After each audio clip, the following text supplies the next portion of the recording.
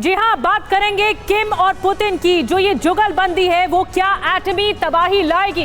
नमस्कार, मैं हूं आपके साथ निधि वासंदानी। भीषण जंग के बीच रूस में वो मुलाकात हुई है जिससे पूरी दुनिया में तबाह का डर और बढ़ गया है। पुतिन और किम की मुलाकात ने पहले ही अमेरिका और पश्चिमी देशों की टेंशन बढ़ा दी। आज पुतिन और लुकाशेंको की मुलाकात से साफ है कि रूस कोई बड़ा कदम उठा सकता है। इस बीच खबर यह भी है कि बेलारूस से वैगनर फोर्स अचानक गायब हो रही है। आखिर वैगनर फोर्स कहां जा रही है, इस बुलेटिन में आपको इसकी पूरी डिटेल बताएंगे। साथ ही रूस और नॉर्थ कोरिया में हुई डील को लेकर अंदर की भी पूरी जानकारी आपको देंगे कि ये डील क्या है।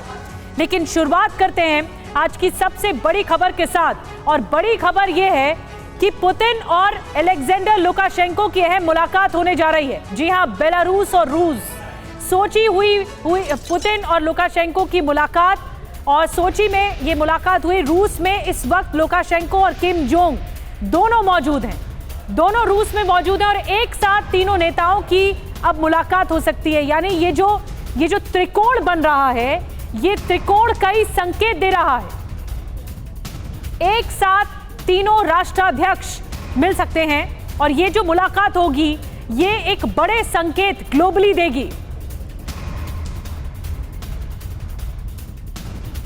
तो सोची में हुई पुतिन लुकाशेंको की मुलाकात, लेकिन सिर्फ ये मुलाकात पुतिन और लुकाशेंको के बीच की नहीं है।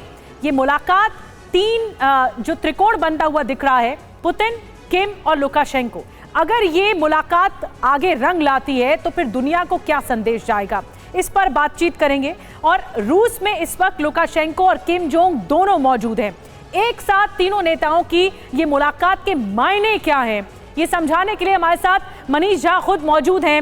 मनीष खुद रह चुके हैं रूस में, वहाँ की स्ट्रैटेजी पढ़ चुके हैं।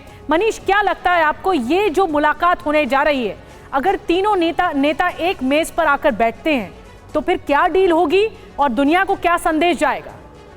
देखिए निधि, त्रिकोण तो बन ही रहा है और इस वक्त जब रूस में दोनों यानी कि किम जोंग उन और लुकाशेंको मौजूद हैं, पुतिन से 48 घंटा पहले किम की मुलाकात हुई थी और इस वक्त कुछ ही देर पहले पुतिन और लुकाशेंको की मुलाकात हुई है। तो आप ये कह सकते हैं कि भले ही फिजिकली एक मंच पर या एक टेबल पर तीनों की अभी बैठक नहीं हुई है, जो आने वाले समय में कभी भी हो सकती है, लेकिन मेंटली तो कम से कम तीनों अलाइन करते हुए दिखते हैं। या अगर मैं ये कहूं कि आज की तारीख में पुतिन के अगर राइट हैंड लुकाशेंको थे तो लेफ्ट हैंड जो है वो किम जोंग उन बन गए हैं, तो ये गलत नहीं होगा। तो कुल मिलाकर रूस, बेलारूस और नॉर्थ कोरिया का ये त्रिकोण निश्चित तौर पर अमेरिका या पश्चिमी देशों के लिए सबसे बड़ी टेंशन की बात होने जा रही है। जी, टेंशन की बात तो है, लेकिन अमेरिका के भीतर खलबली भी मचाएगा ये मुलाकात, और ये सबसे बड़ी नजर है, पूरी दुनिया की नजर है इन मुलाकातों पर। पुतिन और किम ने युद्ध का जो प्लान बनाया है उससे परमाणु विनाश के युग की शुरुआत हो चुकी है। किम और पुतिन ने नेटो के खिलाफ 100 सालों तक मिलकर जंग लड़ने का ऐलान कर दिया, इसकी घोषणा कर दी है। और इस ऐलान के साथ ही अमेरिका और नेटो पर परमाणु प्रहार करने की तैयारी भी शुरू हो चुकी है। आर्कटिक से लेकर प्रशांत महासागर तक पुतिन और किम वॉर परेड कर रहे हैं और ये जो गठजोड़ है वो बहुत कुछ कह रहा है। देखिए इसी पर ही एक खास रिपोर्ट।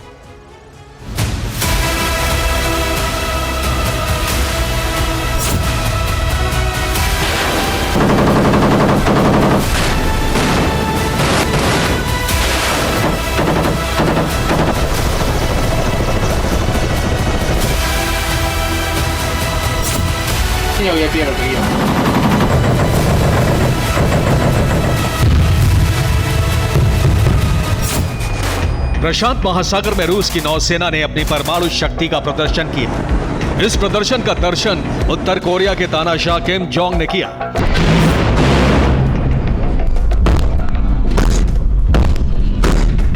किम के सामने रशियन नेवी ने मिसाइलें फायर की, कई एयर ऑपरेशन को अंजाम दिया।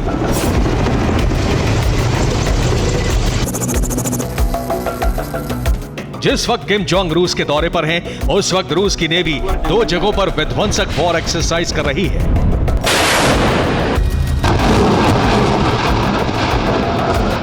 प्रशांत महासागर में रूस की पैसिफिक फ्लीट ने किम जोंग के सामने अपनी ताकत की नुमाइश की।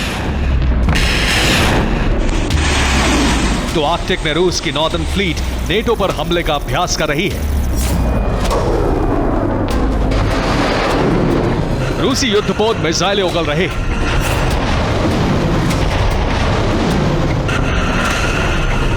वॉरशिप के गन गरज रहे।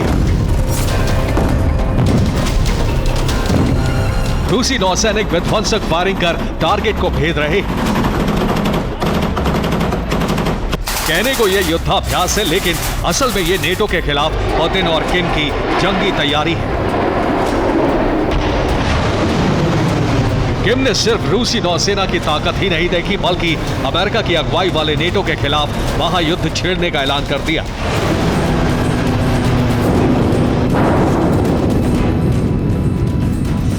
रूस में मौजूद उत्तर कोरिया के तानाशाह ने पुतिन से मुलाकात के दौरान अब तक की सबसे बड़ी कसम खा ली है।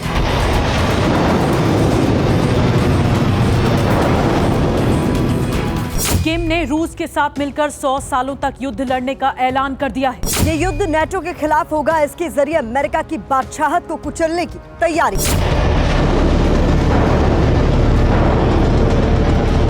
पुतिन से मिलने के साथ ही किम ने घोषणा कर दी है कि रूस और उत्तर कोरिया 100 सालों तक मिलकर जंग लड़ेंगे। मीटिंग में नेटो के खिलाफ विध्वंसक प्लान तैयार हो चुका है।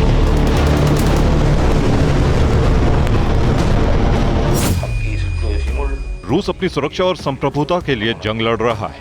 ये युद्ध नाटो के साम्राज्यवाद के खिलाफ लड़ा जा रहा है। इस जंग में उत्तर कोरिया रूस के साथ पूरी मजबूती से खड़ा है। उत्तर कोरिया और रूस 100 सालों तक जंग लड़ने को तैयार है। दोनों देशों ने इस बाबत रणनीति तैयार कर ली है।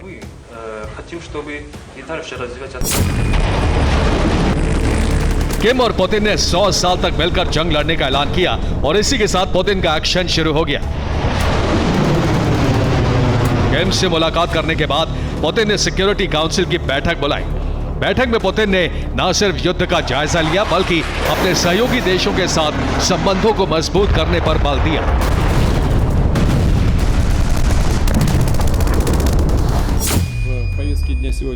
हमें न सिर्फ युद्ध जीतना है, बल्कि सहयोगी देशों के साथ संबंध बेहतर करने हैं।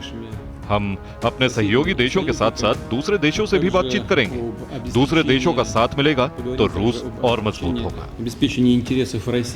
अपने इसी प्लान के तहत पुतिन ने बेलारूस के राष्ट्रपति अलेक्जेंडर लुकाशेंको को मॉस्को बुला लिया है। पुतिन लुकाशेंको से भी मिलने वाले हैं। वो किम के बाद लुकाशेंको से मिलकर युद्ध की नई रणनीति बनाने वाले हैं। पुतिन और किम के खतरनाक इरादे का खुलासा हुआ तो नेटो देश तनाव में आ गए। पुतिन और किम के प्लान को ध्वस्त करने के लिए नेटो ने अपनी तैयारी शुरू कर दी।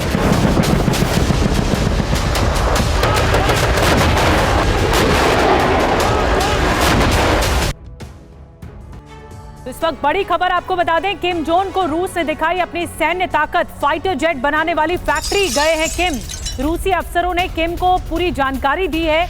न्यूक्लियर सबमरीन भी देखेंगे किम जोंग। रूस से नॉर्थ कोरिया की हो सकती है बड़ी डील। तो एक एक तस्वीर का मुआयना कर रहे हैं Kim Jong Un. North Korea जितनी दिलचस्पी रूस में दिखा रहा है, उससे साफ है कि अफसरों से जानकारी ली जा रही है। न्यूक्लियर सबमरीन भी देखी जाएगी किम जोंग उन की तरफ से, और ये एक बहुत बड़ा मौका है नॉर्थ कोरिया के लिए कि किस तरह से वो रूस के साथ एक अलग स्तर पर गठजोड़ बनाता हुआ दिख रहा है। तो रूस की ताकत क्या है, वो शक्ति प्रदर्शन, रूस क्या कर सकता है, ये ताकत देखी है किम ने। आपको कुछ डिटेल में जानकारी देते हैं। किम जोंग आमूर में Su-35 फाइटर जेट बनाने वाली फैक्ट्री गए। किम जोंग के सामने Su-35 को उड़ाया गया। Su-35 को लेकर किम ने रूसी अफसरों से बात की है। किम व्लादिवोस्तोक में नेवल फ्लीट का भी दौरा करेंगे और व्लादिवोस्तोक में रूस की न्यूक्लियर सबमरीन भी देखी जाएगी किम की तरफ से। आपको बता दें कि न्यूक्लियर सबमरीन देखने शिप बिल्डिंग कॉम्प्लेक्स में जाएंगे किम जोंग उन। तो ये बड़ा दौरा है। 13 सितंबर का सूरज उगने से पहले ही सुबह 3 बजे यूक्रेन ने रूस के नेवल बेस पर हमला किया और 14 सितंबर को उजाला फैलने से पहले ही रूस के एंगल्स एयरबेस पर हमले की कोशिश हुई। रूस का एंगल्स एयरबेस सारातोव में है। सारातोव शहर ईस्टर्न यूक्रेन से 1000 किलोमीटर की दूरी पर है। यूक्रेन लगातार लंबी दूरी के हथियारों से रूस पर हमला कर रहा है।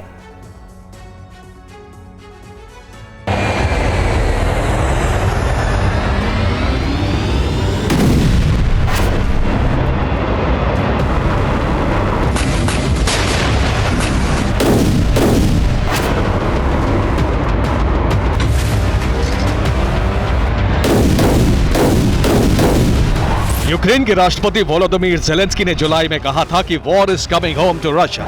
Україна стає міцніше, поступово війна повертається на територію Росії. इसका मतलब था कि अब युद्ध रूस की जमीन पर लड़ा जाएगा।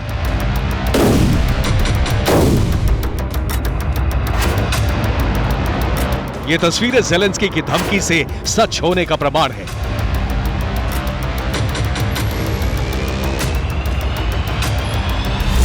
रूस के सेवास्तोपोल नेवल डॉक यार्ड से अभी भी धुआं उठ रहा है। रूस की ब्लैक सी नेवल फ्लीट को यूक्रेन के हमले से बड़ा नुकसान हुआ है।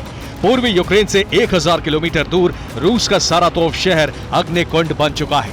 इन दोनों शहरों के अलावा यूक्रेन ने रूस के सीमाई शहर बेलगोरोद और ब्रियांस्क पर भी जबरदस्त बमबारी की है। हमले की लेटेस्ट तस्वीरें आई हैं सारातोव से।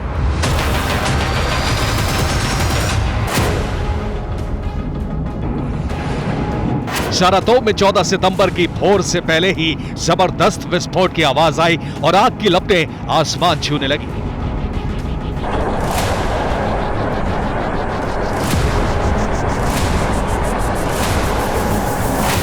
सारातोव के एक मैदानी इलाके में विस्फोट की आवाज आई और सड़क से गुजरते राहगीरों ने आग के तांडव की तस्वीरें बनाई।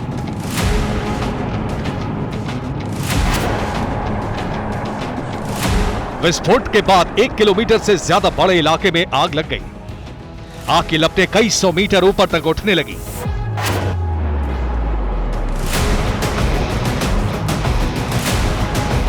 सारातोव में लगी आग की तस्वीरें कई मील दूर से लोगों ने मोबाइल कैमरे में रिकॉर्ड की।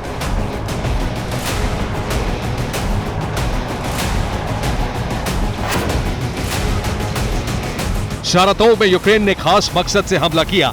उसका टारगेट था रूस का एयरबेस।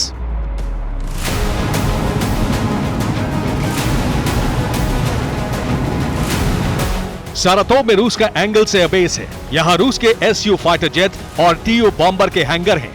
यूक्रेन का निशाना एंगल्स एयरबेस था।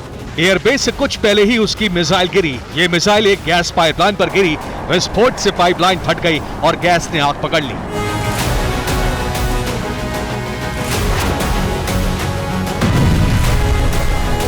सारातोव में रूस के सिविल इंफ्रास्ट्रक्चर को बड़ा नुकसान हुआ है, तो सेवास्तोपोल में उसके सैन्य ठिकाने पर यूक्रेन ने बड़ा हमला किया है।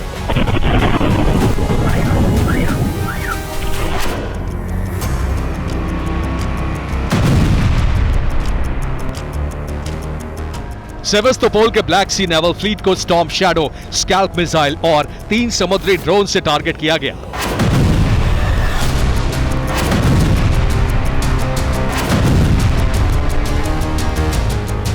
यूक्रेन के इस हमले के बाद पूरा क्रीमिया धमाकों से गूंज उठा।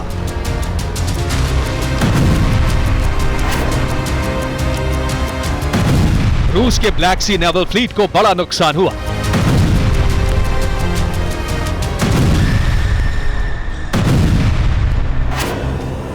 यूक्रेन के मिसाइल और ड्रोन हमलों से 13 सितंबर को सेवास्तोपोल का डॉकयार्ड दहला और 14 सितंबर को तबाही की तस्वीरें आई।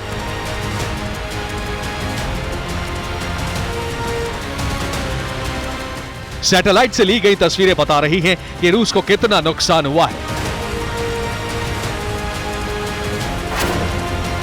सैटेलाइट तस्वीरों में 2 बड़े काले निशान नजर आ रहे हैं जो पहले नजर नहीं आ रहे थे, यानी ये 13 सितंबर को हुए हमले के निशान हैं।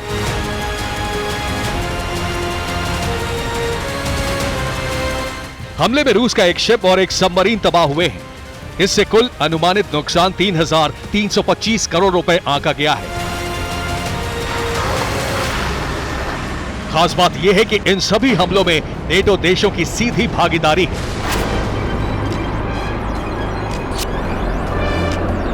और एक बड़ी खबर आ रही है, क्रीमिया पर यूक्रेन ने हमले तेज कर दिए हैं। ड्रोन के साथ अब मिसाइल हमला हुआ है। सेवास्तोपोल में शिप रिपेयर प्लांट पर हमला किया गया। रूसी जहाज मिन्स्क को भारी नुकसान का दावा है।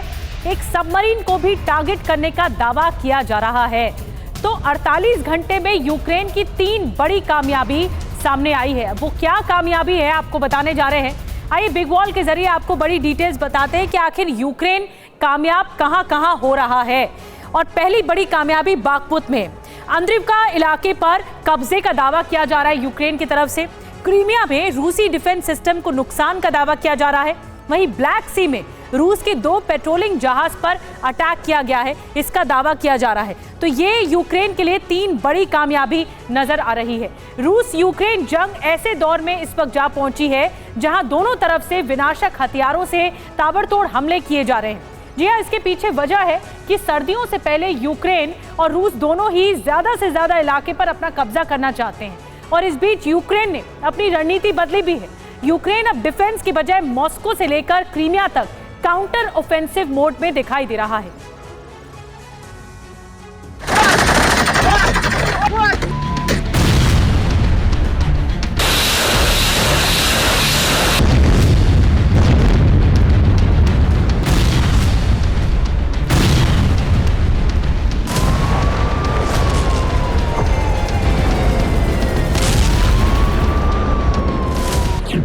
सेवेस्तोपोल के बदले ओडेसा, रूस का अटैक दोगुना।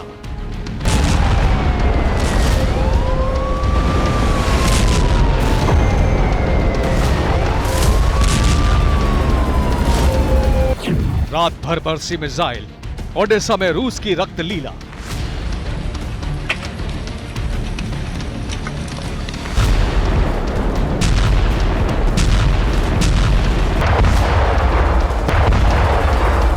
एक एक तस्वीर को देख लीजिए, ऐसा लग रहा है जैसे तबाही का ज्वालामुखी फट पड़ा हो।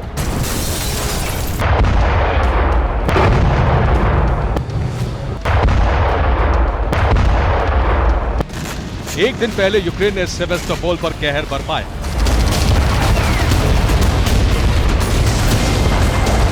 उसके तुरंत बाद रूस ने पलटवार किया तो ओडेसा में कोहराम मच गया।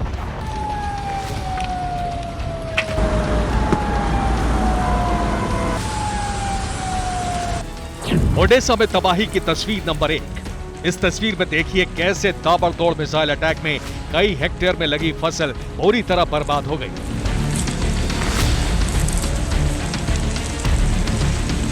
ओडेसा में तबाही की तस्वीर नंबर 2। ड्रोन अटैक में एक व्हीकल डिपो पूरी तरह जलकर खाक हो गया। उसमें खड़े कई वाहन जल गए। ओडेसा में तबाही की तस्वीर नंबर 3। इस तस्वीर में देखिए कैसे यूक्रेनी सैनिक कामिकाज़ी ड्रोन को मार गिराने के लिए लगातार फायरिंग कर रहे हैं।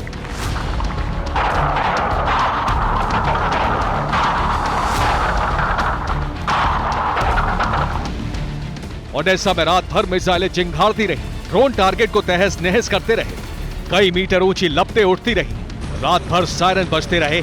ऐसा लग रहा था जैसे ओडेसा शमशान में बदल गया हो।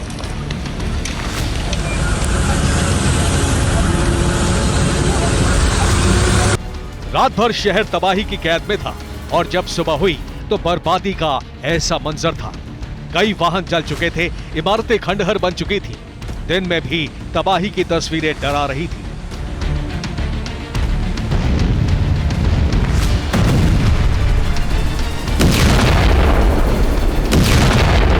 अगर रूस ने बदले के लिए बारूदी तेवर अख्तियार कर लिए हैं तो यूक्रेन भी आर पार की लड़ाई लड़ने पर आमादा है।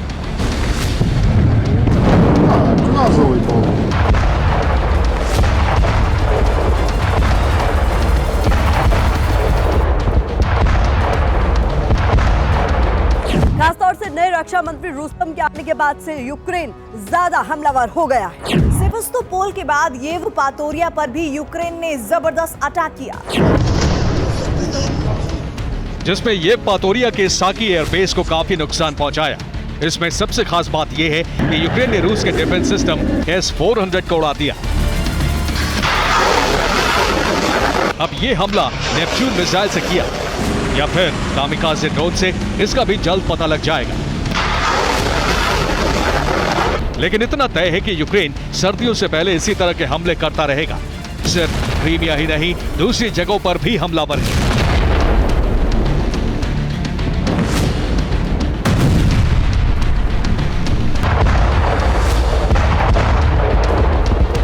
ये भी ओडेसा से आई तस्वीरें हैं जहां रूस की पूरी सैनिक टुकड़ी को यूक्रेन ने उड़ा दिया।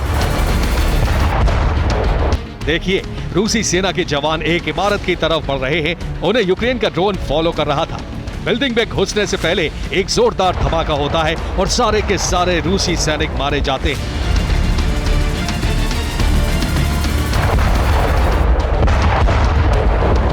खेरसोन से आए इस वीडियो में देखिए कैसे रूस के T-90 टैंक के पर खच्चे उड़ जाते हैं। यूक्रेन के कामिकाज़े ड्रोन ने सटीक हमला करके रूसी टैंक को एक झटके में तबाह कर दिया, जिसके बाद कई फीट ऊंचा धुएं का गुबार उठ गया। ये डोनेस्क से आई तस्वीरें हैं जहां यूक्रेनी सेना लगातार आगे बढ़ रही है।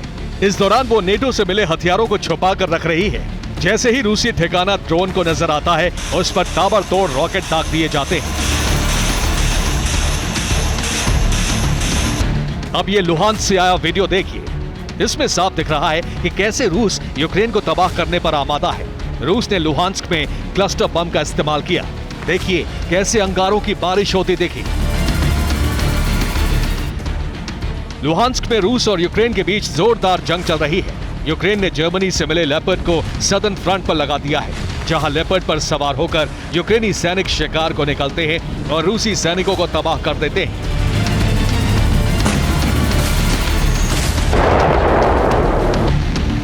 उधर रूस भी लुहांस्क में यूक्रेनी सैनिकों को तगड़ा जवाब दे रहा है। रूस ने इन्फेंट्री व्हीकल बीएमपी को उतार दिया है। फ्रंट लाइन पर बीएमपी लगाकर लगातार फायरिंग की जा रही है।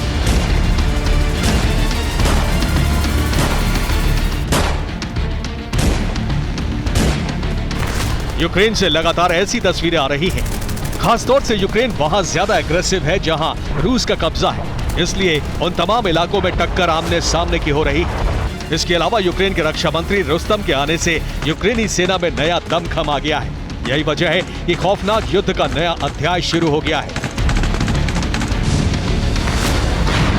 सर्दियों से पहले दोनों देश एक दूसरे पर हावी होने की कोशिश में हैं।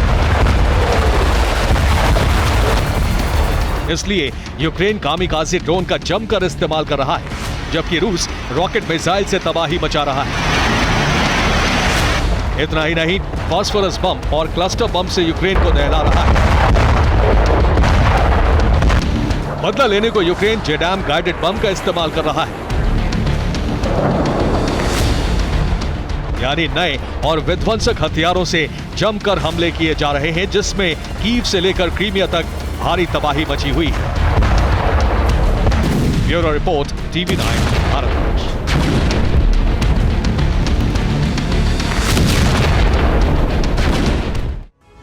और एक और बड़ी खबर मिल रही है, यूक्रेन को पहली बार जॉर्डन ने दिए हैं हथियार। जॉर्डन, जी हां, स्ट्रेला 10 डिफेंस सिस्टम के लिए उपकरण भेजे गए हैं। रूसी मिसाइलों को गिराने में मदद मिल सकेगी।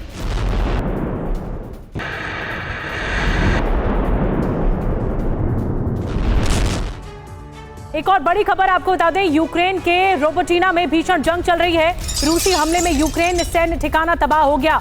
यूक्रेन की आर्टिलरी यूनिट पर हमला किया गया।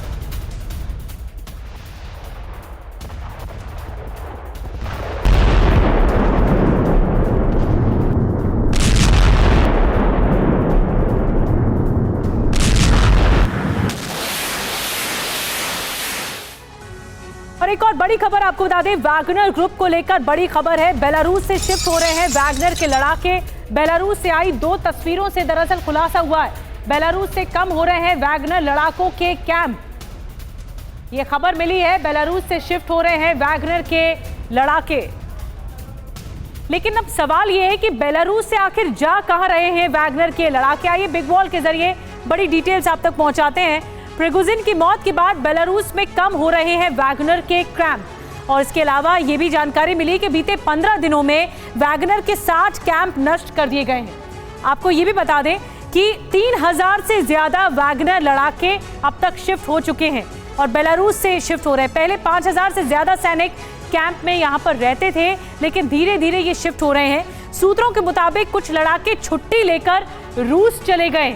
जो कुछ सैनिक हैं वैगनर से जुड़े हुए, वो रूस चले गए। वैगनर के कई लड़ाकों को अफ्रीका भेज दिया गया है, ये भी जानकारी मिली है।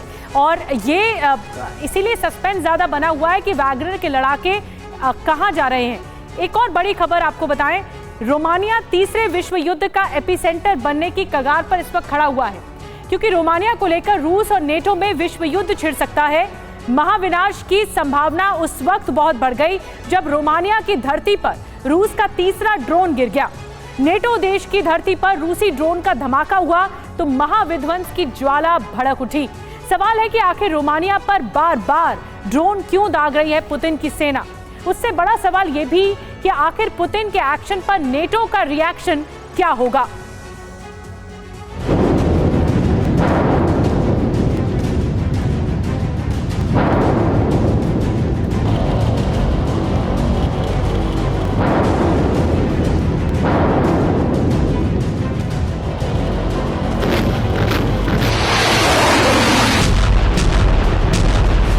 क्या अब रोमानिया की धरती धधकने जा रही है?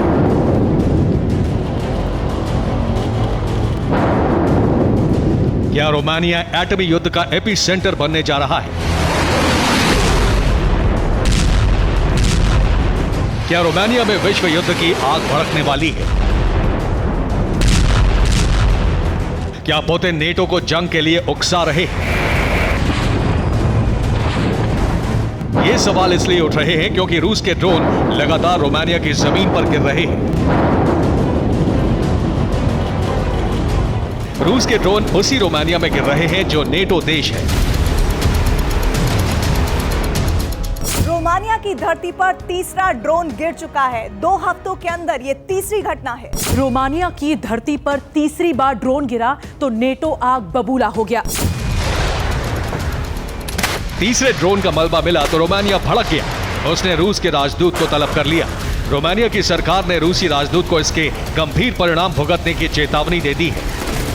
उधर नेटो ने पहले ही ऐलान कर दिया है कि अगर रूस ने रोमानिया पर हमला किया तो नेटो रूस के खिलाफ विध्वंसक जंग छेड़ देगी। लेकिन नेटो की धमकी का पुतिन पर कोई असर नहीं पड़ता। खबर ये कि रोमानिया पर रूस का एक और ड्रोन गिर गया। रूस का ये कदम इस बात के संकेत कर रहा है कि पुतिन रोमानिया में ड्रोन गिराकर नेटो को उकसा रहे हैं। पुतिन नेटो को जंग के लिए उकसा रहे हैं ताकि पश्चिमी देशों से यूक्रेन युद्ध का बदला लिया जा सके, ताकि अमेरिका के साथ साथ नेटो की बादशाहत को खत्म किया जा सके। ऑपरेशन नेटो को अंजाम देने के लिए पुतिन ने अपना अलायंस बना लिया है। इस अलायंस में रूस के साथ चीन, उत्तर कोरिया, ईरान और बेलारूस शामिल हैं।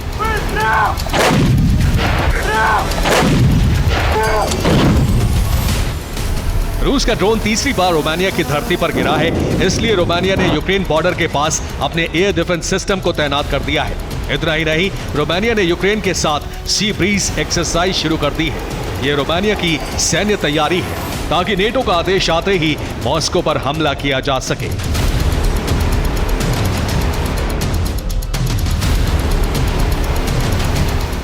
सवाल यह है कि आखिर पुतिन रोमानिया को बार बार निशाना क्यों बना रहे हैं? असल में इस वक्त पुतिन सेना सर्दी में भीषण युद्ध की तैयारी कर रही है। सर्दी में ही यूक्रेन को खत्म करने का प्लान है। यूक्रेन तभी खत्म होगा जब पश्चिमी देशों की सप्लाई ठप होगी।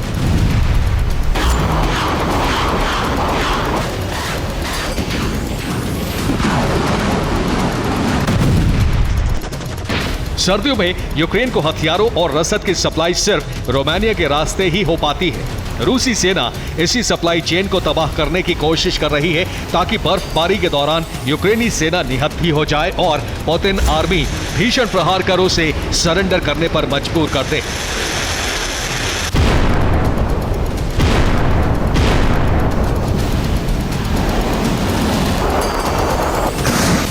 जाहिर है ये तो शुरुआत है। आने वाले वक्त में रोमानिया पर रूसी सेना और भी हमले कर सकती है। नेटो देश पर यह वो हमला होगा जो तीसरे विश्व युद्ध की वजह बन सकता है। Bureau report, TV9 Bharatvarsh. तो एक तरफ यूक्रेन रूस पर ताबड़तोड़ अटैक कर रहा है तो दूसरी तरफ यूक्रेन के पास सर्दियों में जंग लड़ने के लिए हथियार नहीं है, जबकि रूस ने मिसाइल और ड्रोन का प्रोडक्शन बढ़ा दिया है। तो क्या यूक्रेन के सरेंडर का टाइम फिक्स हो गया है? इस रिपोर्ट में जानिए आखिर क्यों यूक्रेन घुटने टेकने पर मजबूर हो जाएगा। आखिर किस ब्लूप्रिंट के सहारे पुतिन यूक्रेन पर विजय का सपना देख रहे हैं?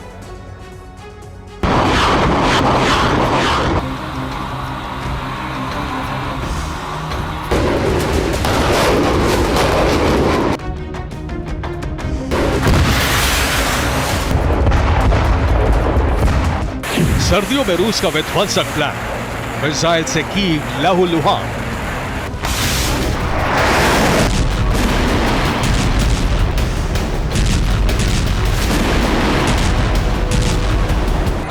विंटर में यूक्रेन का सरेंडर, बिना हथियार कैसे लड़ेगा यूक्रेन? क्योंकि यूक्रेन में हथियारों की खरीद में बड़ा घोटाला हुआ है। इसी वजह से ज़ेलेंस्की ने रक्षा मंत्री ओलेस्की रेज़निकोव को हटाकर कमान रुस्तम को दे दी है। लेकिन रुस्तम भी बिना हथियारों के ज्यादा कुछ नहीं कर पाएंगे।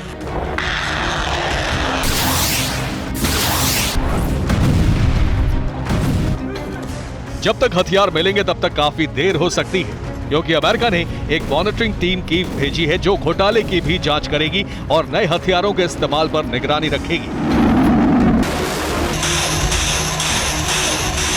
यानी फिलहाल यूक्रेन को नए हथियारों का मिलना मॉनिटरिंग टीम पर निर्भर करेगा। जबकि इस बीच रूस ने मिसाइल और ड्रोन का प्रोडक्शन पहले से कई गुना बढ़ा दिया है। यानी रूस को अंदाजा है कि यूक्रेन का डिफेंस सिस्टम तबाह हो चुका है, हथियार खत्म हो रहे हैं, नए हथियार जल्द नहीं मिलेंगे। सर्दियों में सैनिक जमीन पर जंग नहीं लड़ पाएंगे। ऐसे में सर्दियों में रूस ताबड़तोड़ अटैक करके यूक्रेन को सरेंडर पर मजबूर कर सकता है